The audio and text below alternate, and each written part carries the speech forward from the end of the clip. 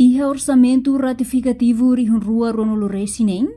Ministério da Justiça retan redução cortes liu rihun hitunolo resin rua, dolar americano. Sexta-feira, Ministro da Justiça hamoto com o Presidente do Tribunal Recurso,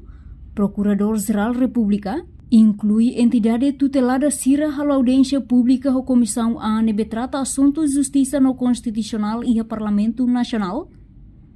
onde discute com o orçamento ratificativo com impacto Sira. Ministro da Justiça Sérgio Ornai afirma, liga orçamento ratificativo nem, redução do Ministério da Justiça, e rihun hitunolo resin rua,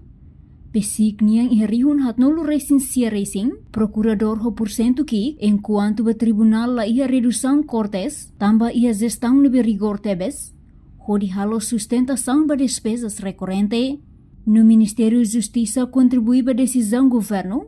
halo redução com a corte ba orçamento nebe aprova no aloca ona antes, atu hatamba situação geopolítica, nebe lau hela, liu ba sustentabilidade de fornecimento energia e eletricidade e larang. No Ministério da Justiça se esforço halo exercício, no nela bela foi implicação ba serviço de despesas correntes Sira e Ministério, inclui instituição autônomo Siraniang, to ano fiscal rihun rua ronolo resineng. Portanto, a alocação hoje é rihun rua ronolo resinem ba Ministério da Justiça, por volta de milhão sanolo resing hat,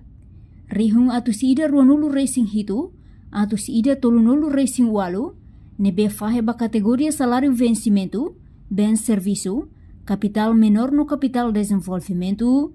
nebe dadang ne execução atinge 1% 5,0 ronolo resinem. Talvez para que a sustentação de despesas recorrentes, como a rubrica orçamento, né? Salário, vencimento, capital menor, capital de desenvolvimento, no terceiro plano, conforme define a lei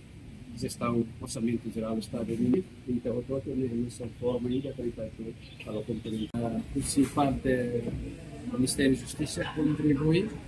vai a decisão do governo comum para ter a redução, a corte, vai o orçamento Sira Nebe,